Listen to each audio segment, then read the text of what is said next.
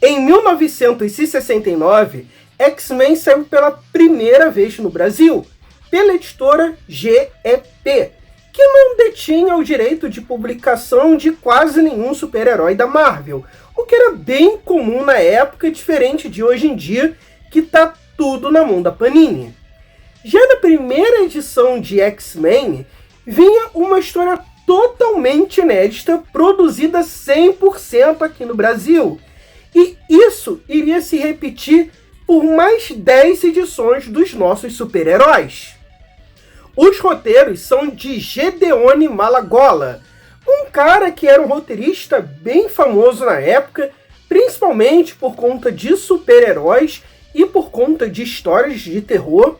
Inclusive, é de autoria dele um super-herói que foi muito famoso nos anos 60 e 70, que é o Raio Negro, e que é parecidíssimo com o Ciclope. Já os roteiros ficavam por conta de Walter da Silva Gomes, um cara que fazia um desenho bem parecido mesmo com o do Jack Kirby e que era bem competente, porém teve uma vida muito curta como quadrinista e logo depois foi trabalhar para fazer publicidade e storyboards. Inclusive, ele é o principal artista de reconstrução de crimes na Globo. Então, com certeza, você já esbarrou ali com algum desenho dele quando assistia Linha Direta ou algum Fantástico. E tem um único roteiro por Francisco de Assis, que era um roteirista bem veterano na época, mas essa história eu vou comentar mais pra frente lá no vídeo. Mas por que histórias brasileiras? Pra que fazer história isso aqui? Isso era material pirata? Bom, para começar, antigamente, lá na década de 60 e 70, não era tão incomum ter histórias brasileiras de super-heróis gringos produzidas aqui no Brasil. Os exemplos mais fáceis de se dar, com certeza, são o Mandrake e o Fantasma. O Fantasma, inclusive, tem uma fase brasileira muito legal, muito elogiada, tanto aqui quanto lá fora. Inclusive, eu conheço muitas pessoas que preferem a versão nacional do Fantasma do que a produzida na época, lá no estrangeiro. E essa prática não é tão incomum quanto a gente pensa. Hoje, no mundo mais globalizado, isso realmente soa estranho. Mas eu já fiz vídeos aqui mesmo sobre, por exemplo, o Jaspion, que saía na época da Abril, e os outros heróis da Manchete, que acabaram criando ali todo um Manchete-verso nas edições da Abril. E eram histórias bem legais, 100% oficial, nada de pirataria. Inclusive ainda teve outras pela Ebal e o Change Kids, que eu ainda farei vídeos futuros. E atualmente também está saindo histórias do Jasper em mangá e tá para sair uma do Jiraiya. Os contratos antigamente também eram mais livres e flexíveis, então não é tão incomum assim você encontrar personagens com várias versões mundo afora. Por exemplo, o Homem-Aranha, que tem duas versões japonesas, tem uma versão mexicana, tem uma versão indiana, e ia ganhar uma versão brasileira pelo Maurício de Souza aqui no Brasil, ali por volta de 2007, 2008. Eu já fiz também um short aqui sobre isso no canal. Mas o que acontece aqui com esse X-Men brasileiro é uma mistura de malandragem com paixão. O Miguel Penteado, que é o dono da GEP, ele era um grande apaixonado por quadrinhos e ele incentivava muito o quadrinho nacional. Ele estava sempre dando oportunidade para artistas brasileiros e queria que a gente fosse uma potência de mercado. Então, sempre que ele publicava algum material estrangeiro, se sobrava página, ele queria colocar ali histórias para você ler. Ele queria criar um material mais divertido para a criança que comprasse aquele gibi. Ele podia simplesmente tacar ali arte original, ficha de personagem, matéria de personagem, página em branco, publicidade de outra revista da editora, mas não, ele preferia pagar artistas nacionais para produzirem revistas originais para completar ali o caderno. Então dá para se dizer que se você comprava uma edição de X-Men aqui no Brasil, você até aproveitava mais do que os americanos se aproveitavam. Para quem não sabe, as gráficas brasileiras costumam imprimir lotes de 16 em 16 páginas. E como o X-Men tinha ali 22 páginas, acabavam sobrando 10 páginas. E aí o que fazer? Botar anúncio, botar matéria para encher linguiça? Não, vamos fazer quadrinhos. É até por isso que se você pegar, por exemplo, os quadrinhos antigos, lá em formatinho da Abril, tinha alguns cortes de páginas, porque isso era preciso para se caber ali em múltiplos de 16. Essa prática perdura por muito tempo, acho que até hoje ainda é assim. E se você pegar, por exemplo, aqueles meio tanco da Conrad, você vai ver que muitas edições eles tascavam ali matéria, seção de carta, ficha de personagem, cortava a capa do capítulo, tudo para caber ali no múltiplo de 16. Inclusive, tem uma edição de Vagabond que tem 14 páginas de encheção de linguiça. Putz grila, mané. Por sinal, algumas editoras acabavam fazendo da seguinte forma. Elas dividiam uma história em 8 ou 10 páginas e distribuíam em algumas edições. Então era normal, por exemplo, você comprar 2 revistas e ter 3 histórias. Porém, uma com 2 páginas faltando. Ou então comprar 3 revistas e vir 4 histórias, sendo uma delas picotadas em 8 páginas para cada edição. As 10 histórias eram bem particulares. O Ciclope, que era o líder da equipe, por exemplo, ele praticamente não é usado. Eu não sei se não gostavam do personagem ou se simplesmente evitavam usar ele para os leitores não confundirem com o Raio Negro do Gedeone, que roteirizava essas histórias. Agora, o Fera, o Geleira, que é o nome do Homem de Gelo nessa versão, e a Jean Grey, eles são muito bem usados. Dá para dizer até que a Jean tem mais importância nessas histórias brasileiras do que nas histórias americanas, que ela é só, sabe, uma donzela em perigo. Inclusive, ela também tem um visual diferente aqui.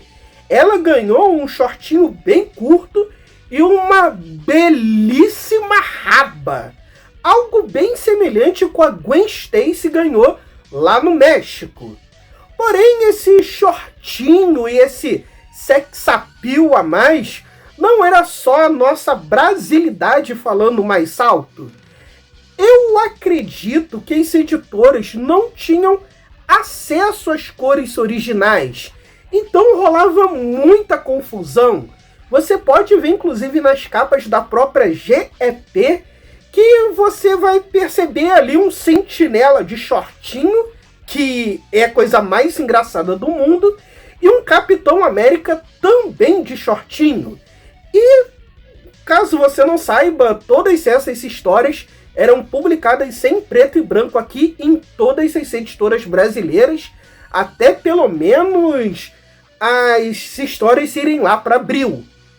O Fera basicamente é o protagonista dessas histórias. Ele tem forte presença e quando não tem, ele pelo menos é um forte destaque cômico. O Professor Xavier, ele praticamente não existe Eu não lembro dele de corpo inteiro em nenhum quadro. No máximo lembro da cabeça dele flutuando em dois. O Ciclope parece muito mais o líder total dos X-Men. E por ele não participar muito, ele parece que é o Professor Xavier. E parece que ele tem algum problema nas pernas, porque ele só fica sentado mandando os outros. E o Anjo, ele continua com o papel dele de alvo mutante voador para os inimigos se abaterem. As histórias, elas são bem bobas, bem inocentes. Elas lembram muito aquela pegada de quadrinho dos anos 60, desenhos que passavam na época, quadrinhos da época de ouro. Inclusive, eu acho que são essas histórias que o pessoal lá do Brasil Paralerdos disse que não tinha lacração. Na primeira história, vemos o Fera fazendo uma excursão na África, quando ele encontra uma caverna com um Neandertal que consegue copiar todas as suas habilidades e eles se enfrentam. Na segunda história, Ciclope discute com a Jean e a deixa como líder de equipe. Ela dá inúmeras ordens idiotas para os X-Men, como o Fera fazer vinho e o Anjo trabalhar como anunciante aéreo. Tudo não passava de um plano muito esquisito do Ciclope para deixar os inimigos dos X-Men em alerta e não perceberem que os X-Men estavam desfalcados. A história quase cai naquela bobagem de que "ai, mulher não serve para liderar". A terceira é minha favorita. A Jean vai participar de uma corrida de Fórmula 1 e o Magneto e o Mestre Mental, aqui chamado apenas de Mestre, vão fazer de tudo para ela sofrer um acidente e morrer.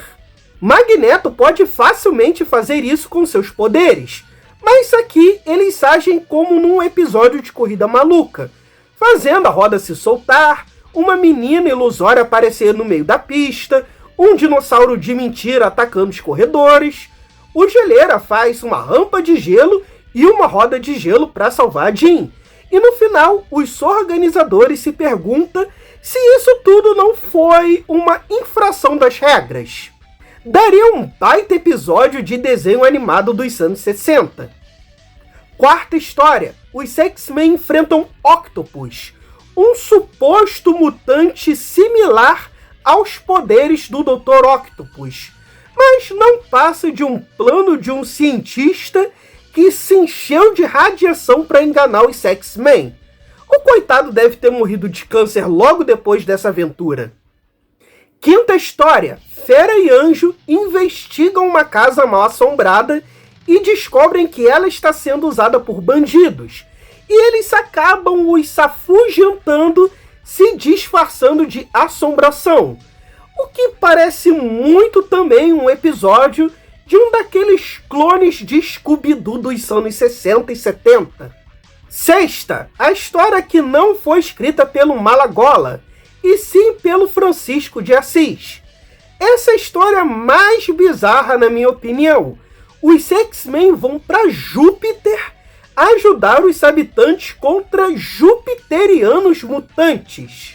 Então a primeira história dos X-Men no espaço é 100% brasileira.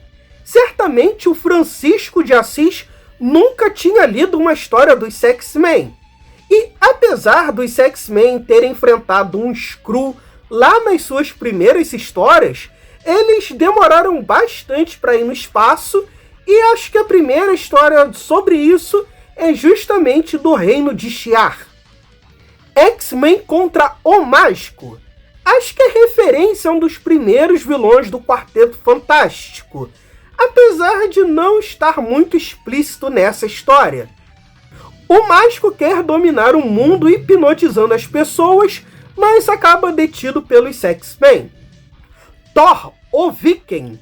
Certamente a história mais comentada dessa fase, pois o pessoal da GEP plagiou na cara dura o Thor, transformando o deus nórdico num viking vindo do passado e com um martelo atômico. O que é bem doido, afinal já tinha saído o crossover dos X-Men com os Vingadores pela própria GEP. Eles não tinham direito de publicação sobre o Thor e mesmo assim tacaram foda-se e fizeram isso. O Miguel Penteado acabou levando um baita puxão de orelha do pessoal da Ebal, pois tudo bem piratear a Marvel, mas não com personagens que eu tenho direito de publicação, né? Pô. Perigo sobre as águas. Fera e geleira versus um tubarão. Tédio garantido. 10ª e última história. X-Men contra Fireman. Essa edição ganhou a T-Capa exclusiva brasileira. Tem apenas ela e é que reúne todas as histórias que eu acabei usando como thumbnail aqui para esse vídeo. Na história, uma criatura das profundezas está atacando trabalhadores numa mina de carvão. Ciclope, que poderia ser de alta ajuda, é tirado de campo para evacuar a área e os trabalhadores, enquanto deixa o trabalho para sua equipe e para quem tem menos chance. Pô, por que o geleiro não evacuou a área? Eu, hein? E para finalizar, o Brasil também deu 3 histórias inéditas para o Nick Fury. Mesmo esquema, mas foi pela editora Trieste, ou Trieste, sei lá. As histórias não são creditadas, apenas na primeira história se diz que os roteiros são de um tal de René e os desenhos são de um tal de Sérgio. E até hoje ninguém descobriu quem são essas duas pessoas. Não posso dizer se são histórias semelhantes às histórias originais do Nick Fury, pois eu nunca as li. Mas as edições brasileiras contam com um belo traço e tramas de espionagens normais para a época, com o Nick Fury fodão e uma gostosa diferente a cada edição. Inclusive os layouts das páginas são meio confusos, mas não deixam de ser interessantes. A mulher da 3ª edição certamente é baseada numa modelo que eu já vi. Se você souber quem é, deixa aqui nos comentários porque eu fiquei bem curioso. Como disse, não tenho muito o que dizer delas. A qualidade é ok, mas eu ri do conflito totalmente anticlimático da 3ª história. Bom, pessoal, é isso. Espero que tenham gostado. Vocês já conheciam essas versões brasileiras do X-Men, do Nick Fury e até do Thor? Vocês já leram essas edições? Ela, inclusive, tem para comprar, acho que exclusivamente no site da Comics. Vale bastante a pena, porque é algo histórico. Eu não sei nem como eles conseguiram autorização para republicar isso, mas, sabe, aproveita, compra, porque isso provavelmente vai sumir de novo algum dia. E vocês gostariam que eu comentasse outras histórias originais brasileiras? Eu confesso que às vezes tenho vontade de comentar aqui algumas do Fantasma que eu acho interessante. E se você gosta aqui do trabalho do canal, não deixe de apoiar por R$ 7,99, seja um membro daqui, você terá vídeos exclusivos aqui do canal, sendo os primeiros dele a história da publicação de hentai aqui no Brasil durante os anos 90 e 2000. Vai sair ali mais ou menos pela metade do próximo mês. Eu tô comprando tudo que é edição que eu vejo por aí e vai ficar 2 vídeos muito bacana. É isso aí, pessoal. Até a próxima. Tchau!